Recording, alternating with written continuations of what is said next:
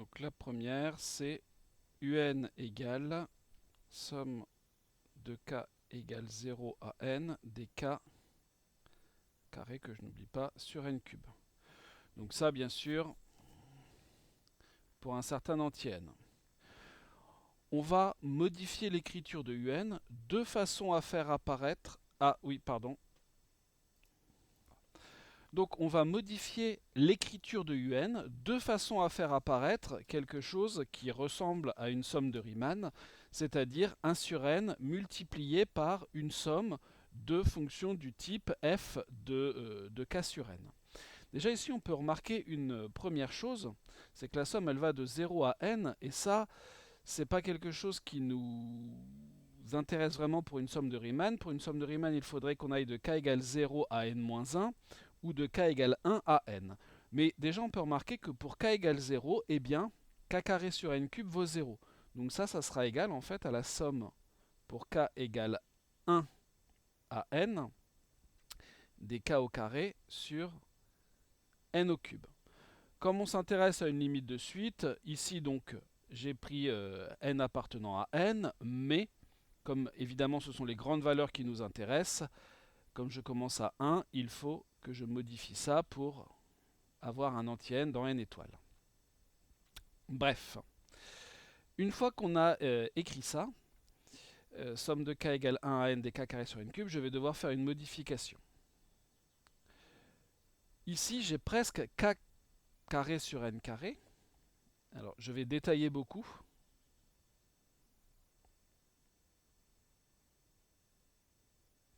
Multiplié par 1 sur n. Et ensuite, par linéarité, le 1 sur n, je vais le sortir de la somme.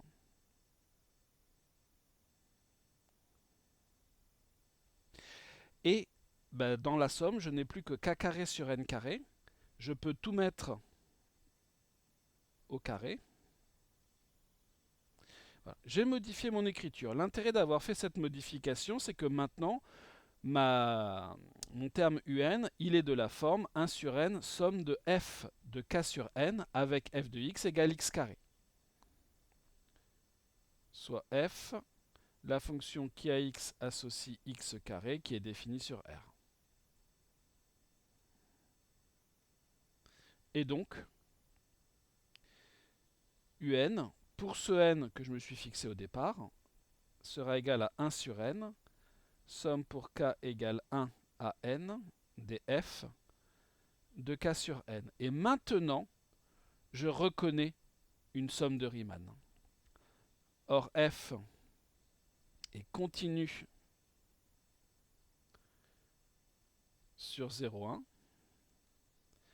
un est une somme de Riemann.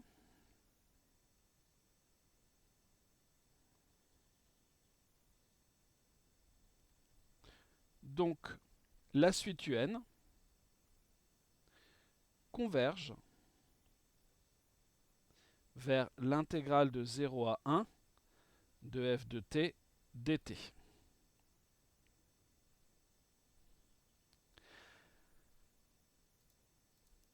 Il ne nous reste maintenant plus qu'à calculer la valeur de cette intégrale.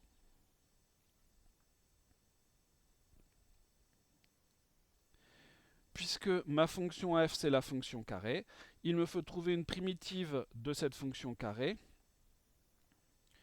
Je peux prendre t cube sur 3, ce qui va me faire 1 tiers moins 0 sur 3, donc 1 tiers. Donc, un converge vers 1 tiers.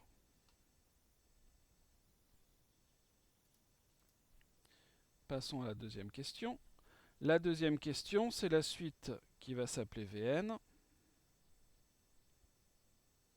Je mets directement n étoile.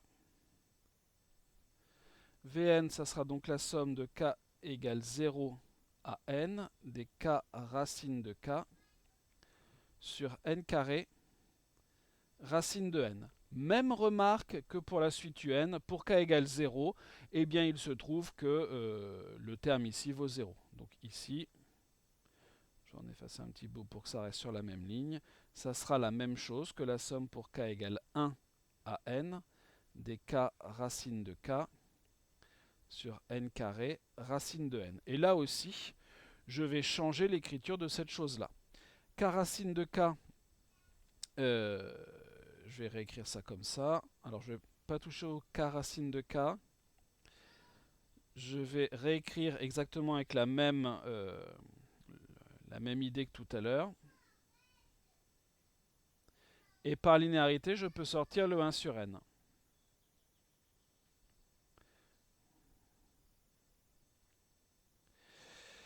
Et là, k,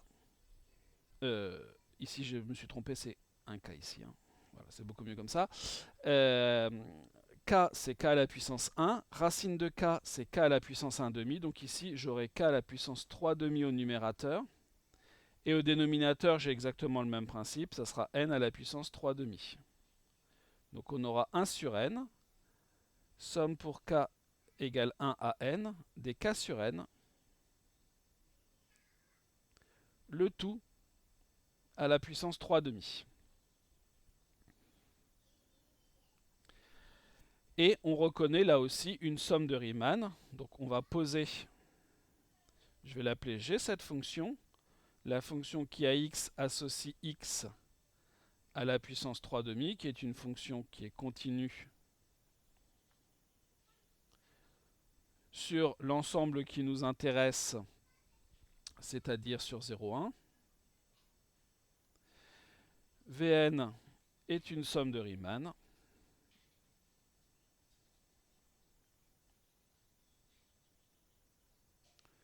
Donc la suite Vn converge vers l'intégrale de 0 à 1 de g de t dt. Et exactement comme à la question d'avant, il ne nous reste plus qu'à calculer cette intégrale. Donc l'intégrale de 0 à 1 de t puissance 3 demi dt, c'est une fonction dont on doit savoir donner une primitive, c'est de la forme t puissance alpha, hein. Donc t puissance 3 demi plus 1 sur 3 demi plus 1. Entre 0 et 1. Donc ce qui nous fait du t à la puissance 5 demi divisé par 5 demi entre 0 et 1. En 0, ça va faire 0, donc ça ne nous pose pas de problème. En 1, ça nous fera 1 à la puissance 5 demi divisé par 5 demi. 1 à la puissance 5 demi, ça nous fait 1. Et 1 sur 5 demi, ça nous fait 2 cinquièmes. Donc la suite Vn converge vers 2 cinquièmes.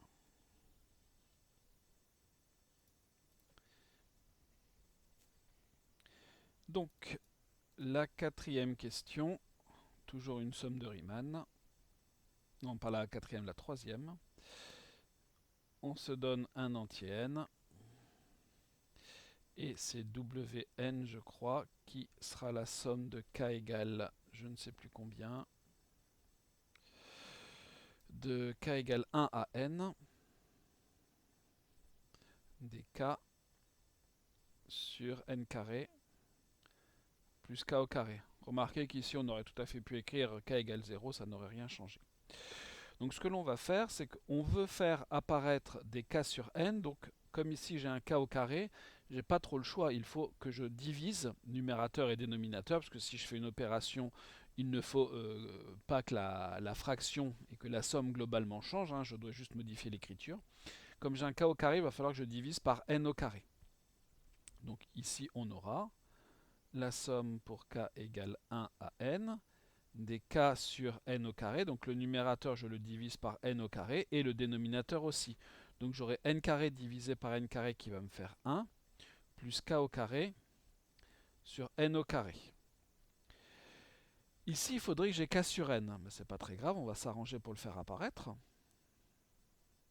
Donc j'ai 1 sur n multiplié par k sur n, divisé par 1 plus k sur n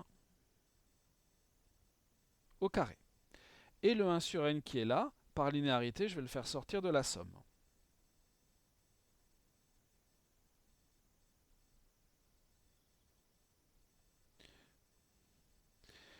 Et il me reste la somme des k sur n sur 1 plus k sur n au carré. À partir de maintenant, on va pouvoir reconnaître notre fonction qui va nous faire une somme de Riemann, parce qu'ici, ce que j'ai à l'intérieur de la somme ne dépend plus que de k sur n.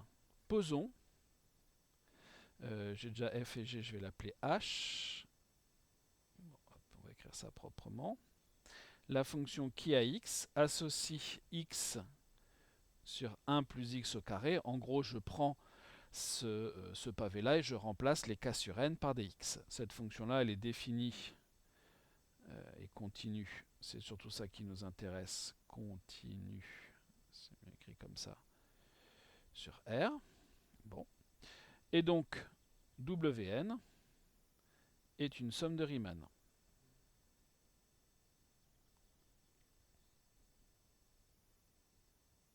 Donc la suite Wn converge vers l'intégrale de 0 à 1 de h de t dt, intégrale qu'il va nous falloir calculer. On la calcule. Donc c'est t sur 1 plus t carré dt. Si on regarde bien, on est presque de la forme 1 sur u. Pour être de la forme 1 sur u, il faudra avoir 2t ici et multiplié par 1 demi pour compenser. Donc ici j'aurai 1 demi. Primitive de u' sur u. Donc là ici on reconnaît maintenant u' sur u avec le dénominateur qui est strictement positif. Et donc on a une primitive en ln de u.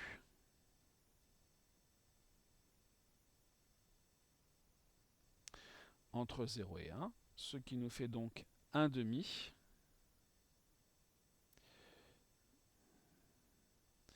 de en 1, ça nous fait ln de 1 plus 1 ln de 2. En 0, ça me donne ln de 1 et ln de 1, ça vaut 0. Donc notre suite Wn converge vers 1 demi plus ln de 2. Pardon, pour 1 demi multiplié par ln de 2. Ou si vous préférez, ln de 2 sur 2. Donc la question 4, on a toujours un entier n. Et cette fois c'est Zn qui est la somme pour k égale 0 à n des 1 sur racine de n plus 2kn. Alors ici, ça ne fonctionne pas pour n égale 0, puisque si n est égal à 0, forcément vous avez 1 sur 0, donc j'ai bien fait de mettre mon étoile. Ici déjà on a un premier souci, qui est que la somme elle va de 0 à n. Donc déjà on va regarder ce qui se passe pour k égale 0 et ensuite on ajoutera la somme pour k égale 1 à n qui elle nous fera une somme de Riemann. Donc pour k égale 0, ça nous donne 1 sur racine de n. Plus la somme pour k égale 1 à n des 1 sur racine de n plus 2kn. Si vous n'avez pas pris cette précaution, c'est n carré. Si vous n'avez pas pris cette précaution, c'est pas très grave, parce que 1 sur racine de n, de toute façon, va tendre vers 0 en l'infini, donc il ne contribuera pas, entre guillemets, à la limite. Reste cette somme-là que l'on va devoir travailler comme on l'a fait un certain nombre de fois. Donc on aura 1 sur racine de n qu'on va devoir recopier un certain nombre de fois, plus la somme pour k égale 1 à n de un certain nombre de choses. Donc ici c'est n carré. Donc plus la somme de k égale 1 à n de...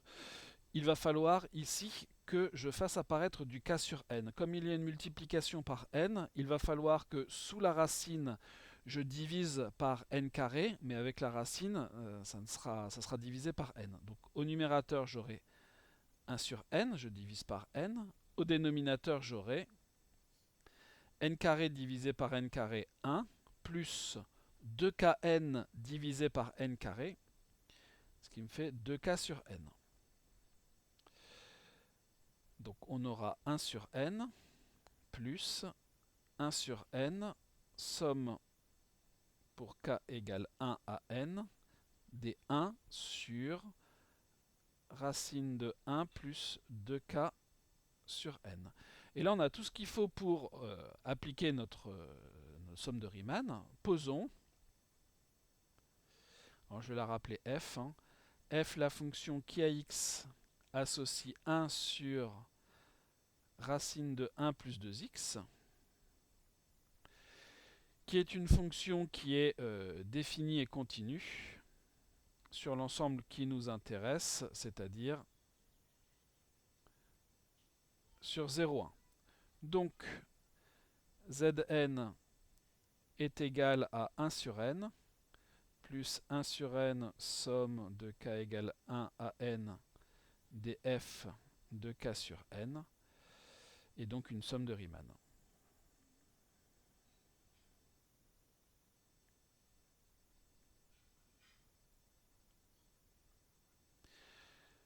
Par conséquent, la suite Zn va converger vers l'intégrale de 0 à 1 de f de t dt qu'il va falloir calculer. L'intégrale de 0 à 1 de dt sur 1 plus 2t sous la racine. Ici, on a presque quelque chose de la forme u' sur 2 racines de u. Alors je dis presque, en fait non, on a exactement, parce que il faudrait qu'on ait u' au numérateur, il faudrait qu'on ait donc 2 au numérateur, mais en même temps, comme c'est divisé par, ça doit être divisé par 2 racines de u, ici si je rajoute le 2 et le 2 ici, j'ai exactement u' sur 2 racines de u. Et donc ça sera égal. Primitive de u' sur 2 racines de u, on peut prendre racine de u, que je vais bien sûr évaluer entre 0 et 1, ce qui me fait en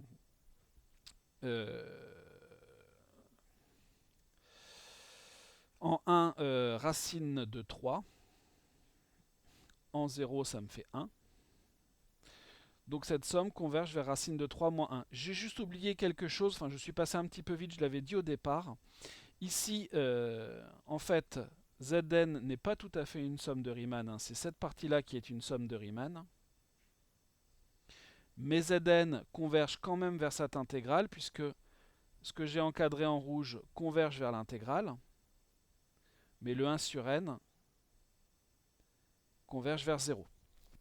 Donc la limite de Zn, c'est bien celle que j'ai calculée, converge vers racine de 3 moins 1.